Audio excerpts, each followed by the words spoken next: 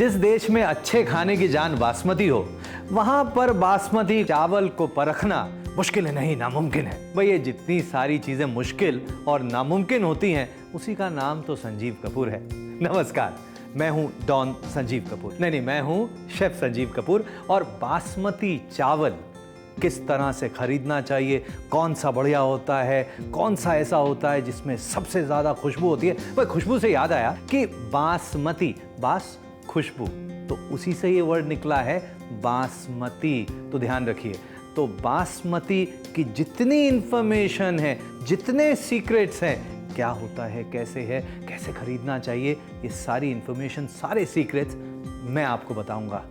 Google मियाँ भी नहीं बता सकते। जी हाँ, ये इंफॉर्मेशन जो है यही मिलेगी। ध्यान से देखिए, सुनिए।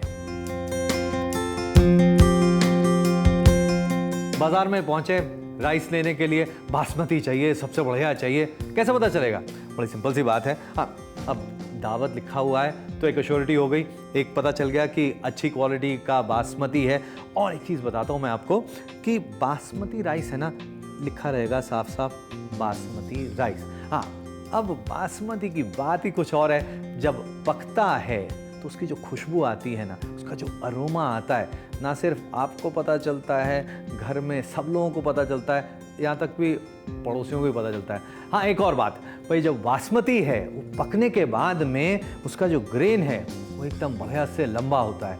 अब इतना लंबा हो सकता है कि 24 mm 24 मिलीमीटर इतना लंबा भी हो सकता है।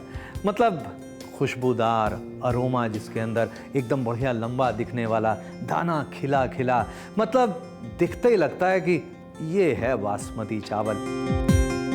खाने के बाद स्वाद परफेक्ट। भाई मैंने इतनी सारी चीजें आपको बता दी बासमती के बारे में, लेकिन फिर भी कंफ्यूजन हो जाता है। फिर क्या करेंगे? बड़ा सिंपल है, दावत राइस। क्योंकि अब क्यों पूछ रहे हैं, क्यों? ये देखिए शक्ल, कितने सालों से देख रहे हैं, कितनी चीज़ों के बारे में कहता हूँ, बहुत कम होती है ना। तो इसका मतलब है भाई अगर मैं कह रहा हूँ तो बस उसके बाद तो कोई प्रश्न आना नहीं चाहिए ना। अब अगर मैं इस्तेमाल कर रहा हूँ, मैं कह रहा हूँ कि अच्छा है, तो सच्चा ही होगा।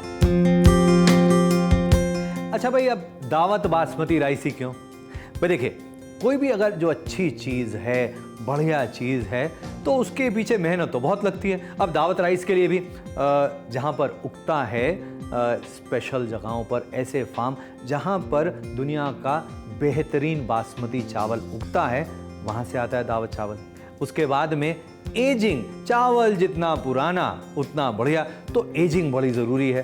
1.5 से 2 साल एजिंग होती है। मतलब चावल उग गया, सब कुछ कर लिया, लेकिन रख दिया उसको, जैसे मैच्योर किया जाता है वाइन को, इसी तरह से चावल को भी मैच्योर किया जाता है, तभी जाके बढ़िया बासमती चावल बनता है। तो दावत राइस 1.5 से 2 साल तक उसको एज किया जाता है। अब जब एजिंग हो रही है तो उसको जब रखा जाता है तो उसे ऐसी जगह पे रखा जाता है जहां पर टेम्परेचर भी कंट्रोल किया जाता है, मॉइस्चर भी कंट्रोल किया जाता है।